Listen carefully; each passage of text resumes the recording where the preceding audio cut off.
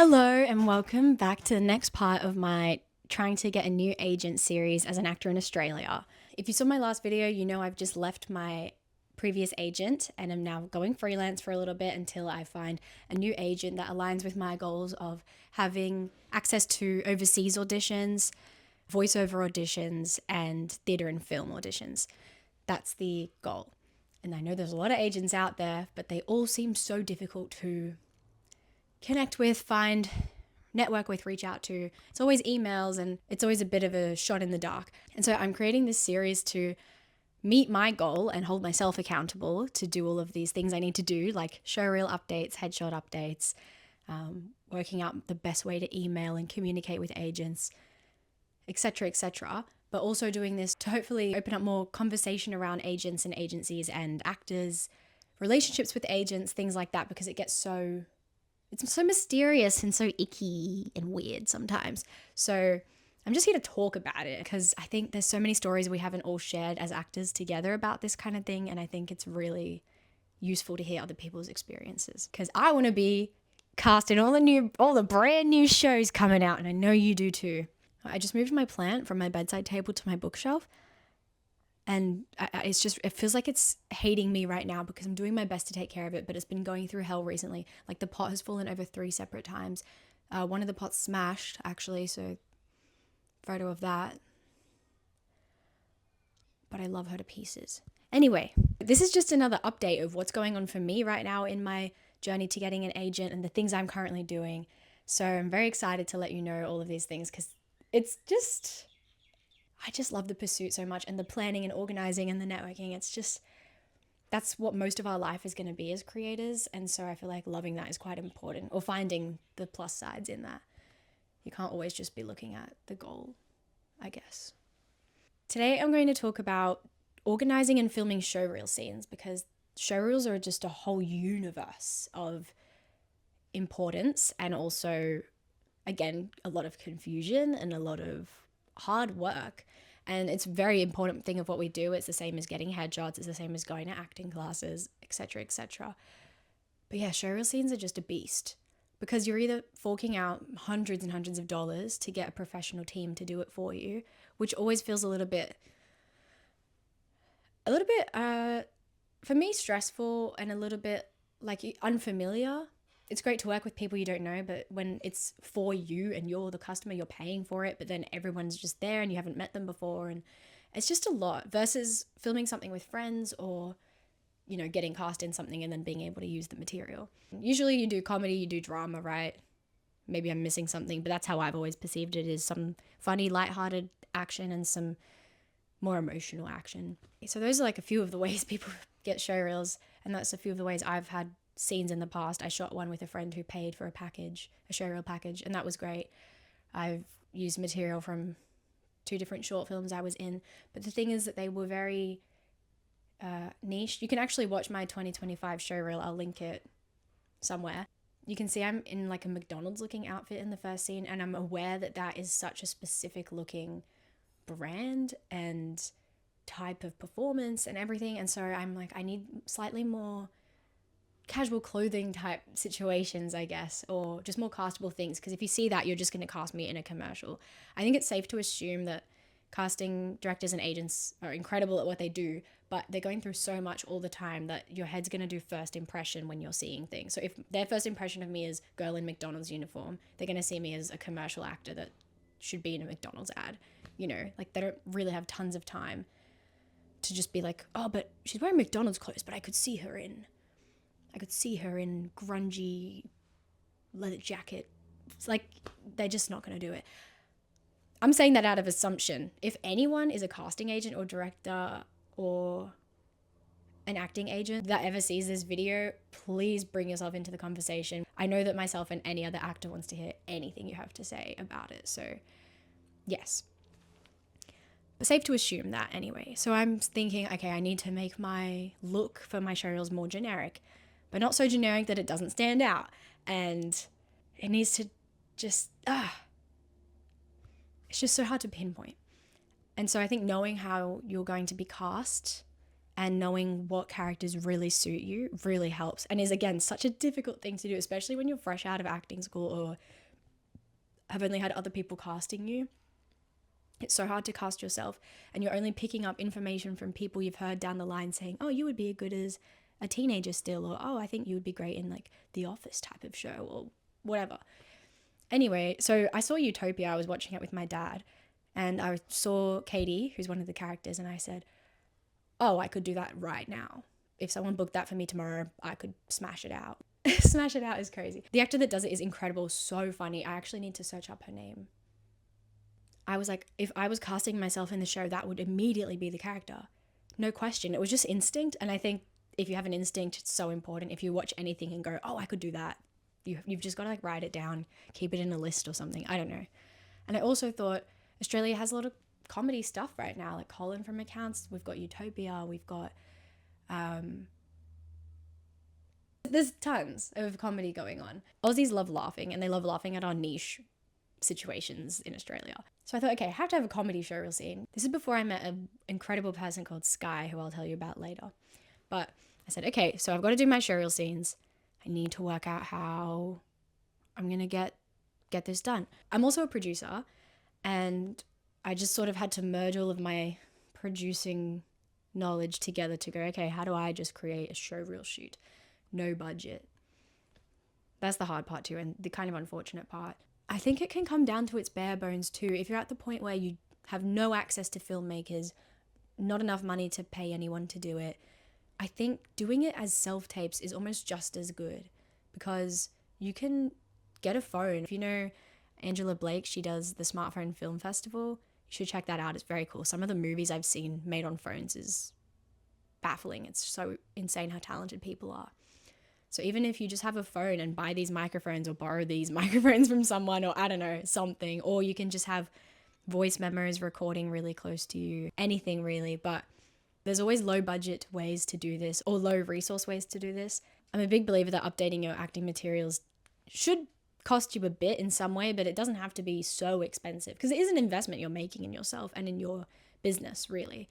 But I really believe it shouldn't have to be that expensive, especially if you're surrounded by other people trying to do the same thing, and other people with skills that they're trying to grow and show off. And so I met Mason, who's a great upcoming cinematographer who I met on my web series shoot. Met him through my co-producer Bianca, who was in a short film that he was helping to film. So it's all friends of friends. And then I said, hey Mason, you were assisting on the Book Nooks. Would you be interested in shooting my showreel scene? I don't know if it's of interest to you. I am not able to pay you, but I know you've just graduated, and what are your thoughts? And he said, yes, I would love to, and I'd love material and more experience. And yeah, so great, perfect. Got a camera, got a cinematographer, excellent news. And then I thought, oh, I need another actor. And all my friends that are actors predominantly are my age, but the character I needed was supposed to be my boss in like in their middle age range. And I was losing my mind going, who? But I was trying to put not too much pressure on this. I had a date in mind to shoot in 2 weeks' time, but I didn't want to feel, I just don't want to feel overwhelmed. My other goal with doing this whole agent thing is to not have it feel heavy. It shouldn't be heavy. It's something I inevitably have to do as an actor, and it should just feel like, woo, fun, flow. Super fun, super easy, super flowy. That's my goal. I don't want to feel stressed about it, because also when you're stressed as an actor, what you're creating is not going to turn out as well as it could, I don't think. And I was thinking, and I work somewhere with other actors, which is really cool. And I was like, oh my God, there's an actor I work with who would actually be perfect for this. We hadn't really spoken or met heaps and like had heaps of conversations in the workplace because it's a casual job. But I just saw her at the start of a shift one day and just went right up to her. I was like, hey, how's it going? How was your trip? La la la. Oh, you want to be in this? And she was like, yeah. And I was like, perfect. So that worked out.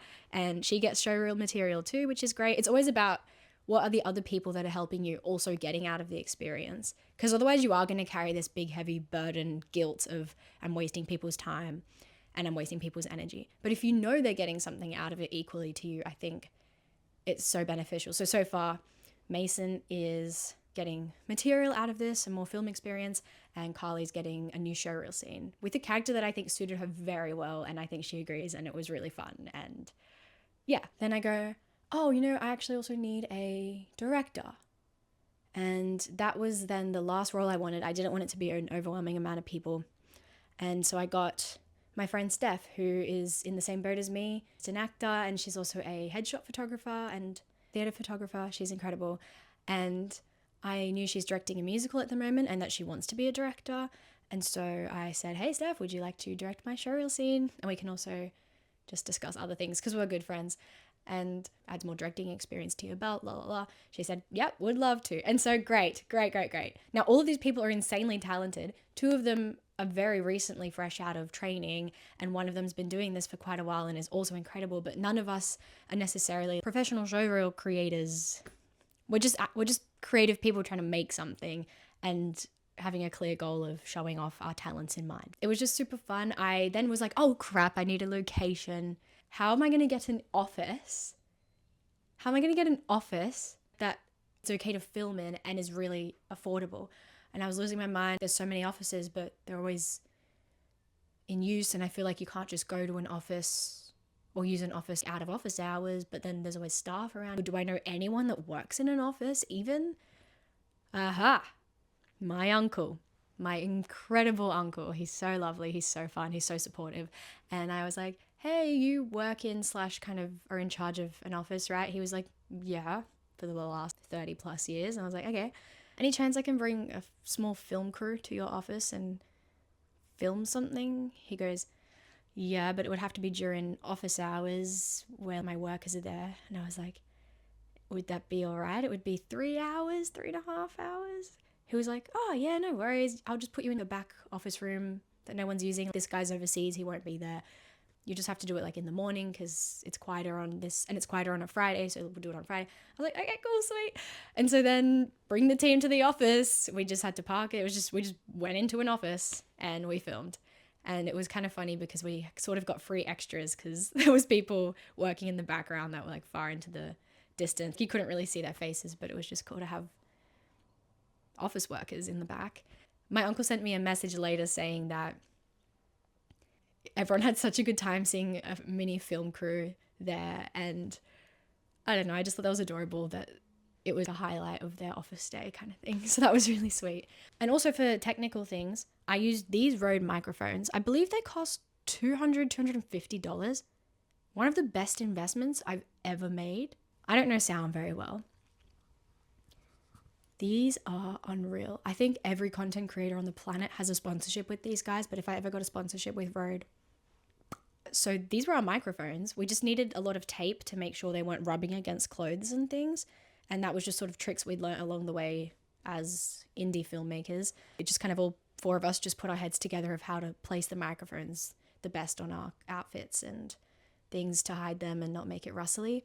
Mason got some lights from his university he just graduated from, and he wanted to practice more with lights and the camera. So again, free gear, because thank you universities for being so generous. I think he was warned that he can't keep taking them for personal use, but look, that's okay. We did the whole thing for free. I'm editing it, but also being aware that I'm not the best editor in the world, so I might have to ask a couple friends to have a look at it, make sure it's fine. And I'm pretty proud of the edit, actually. It's also good to just grow that skill. Editing is hard, but again, if you don't know how to do it, you can find someone that's either training to be an editor or just graduated editing school? Film school. Easier said than done, but there's so many people out there that are looking for experience or they might need to edit a comedy scene because they've only done dramas and they want to try editing a comedy. Like, you just don't know, so it's just about meeting friends along the way and then seeing if they're interested, really. So yeah. That's how I did my first showreel scene, and it's turning out really well, and it's Australian comedy, and I'm really happy with it. And then comes the quest of, oh, I need to do a drama scene or something a bit darker or a bit more emotional. What am I to do? And then this guy approached me. I have been posting a lot more on social media, and someone I have met once in a foyer and kind of have friends of friends and mutuals reached out to me on Instagram, Sky Dominic. Incredible guy, so talented, so generous, And he reached out to me asking if I would act in a scene for him. And I said, yes, I'd love to. Can I also use that as showreel material? Because I'm trying to do this agent thing. He said, of course, let's go. We had the best time filming. I'm really excited for you to see the scene we did. And then Sky and I kind of continued chatting after, and he very kindly was saying that he wants to update his own materials and kind of show more behind the scenes of how he writes and shoots and creates projects, and he wants to sort of do his own social media and YouTubing and things like that, which is just so exciting and fun. And so he said he'd be willing to help me shoot a few more scenes to help with updating my materials to give to agents. And Sky's amazing. He's been doing this for over 20 years in the industry as a cinematographer, an editor, a gaffer. He does sound. He's an actor. He's just all over it, and it's insane. And I'm learning so much from him, and it's really, really refreshing. This isn't something I thought I would need, but having somebody who is almost dreaming bigger for you than you're dreaming for yourself, so important. And I actually would recommend this to anyone that's trying to meet any kind of goal in their acting career right now. If you haven't already got someone that feels like a little bit wiser than you, or has more of an outward view of you, or is just very encouraging and very yes, yes, yes with you, I think that changes things so much. Because I was only really planning to look out for agents in Australia, but he was saying you may as well be making your content to reach the eyes of people over in America and the UK as well. Like, if you're shooting higher with the type of content you're making, then what you're making is already going to be very worthy of Australia, but also worthy of other countries for when you want to branch out further. I was like, that's, like, I wouldn't have thought of that for myself, and that's just really sweet. And so now I'm doing 2 scenes in an American accent. We're going to try to do a scene in some form of British accent, and I think 1 or 2 still Aussie. So that just really excites me too. I wish you could see the way I'm sitting right now. I'm just squatting because my feet are getting sore.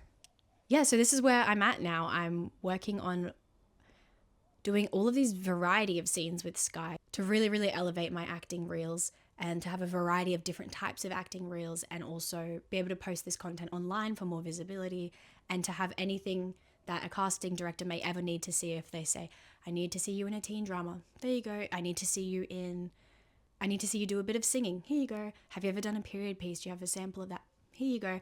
And that's the goal. And this might not all directly benefit me within the next few months of trying to do the agent send out. I think it definitely will benefit me, but this is sort of more of a long-term investment of time and energy and planning and organizing, and of Sky's time and energy as well, because I believe that I'm kind of creating a whole portfolio for myself now, so that I don't have to stress too much about that in the next 5 to 10 years to come. The only time I'll really have to start worrying about it is when my appearance changes a lot in years' time. But I don't imagine it's going to change so significantly in the next couple of years, which means that this is such a great investment to be making for myself now. To have so much material I can share around and show people and not have to stress about, because I know I've got it and it's in my belt and it's in my toolbox, and it's really cool and exciting. So I'll keep you updated. I'll show you some behind the scenes of the showreel scenes that I film with Sky, and also anything else that comes about on the way. I'm going to keep doing these videos of updates on my agent journey, but I think it's only been about a week or a week and a half since I made my first video about this. And already I feel like so much is going ahead. So much is happening and working. I never thought I would have done this with Sky, which has just changed the game so much for me. And I'm just really getting excited about this journey. No matter how long it takes, I'm really hoping that soon I can do my first send out and talk to my first kind of batch of agents in the hopes that some movement happens. I still need to edit my voiceover reel, actually. That's a big goal too. I might do that this afternoon. Let me know all of your thoughts on showreels, your experience on showreels, and if you've ever had a lot of compliments from a particular showreel scene, or heard feedback from industry experts about it that is useful to other people. Like, please share all of the feedback you've got and the questions you have about showreels. Not that I plan to answer them. I might be able to, probably not, but hopefully other people can. Again, I just want it to be a big conversation that all actors can have together about pursuing agents and updating materials and things, and the do's and don'ts, and what works for you, what doesn't work for you, all of that. So I think it's a lot of hard work, but very important work, quite time consuming, but quite fun because you get to act in scenes that otherwise you wouldn't be acting in because you haven't been cast in them yet. So yeah, that's all my updates for the moment. Let me know all of your thoughts, please, and I'll see you at the next update.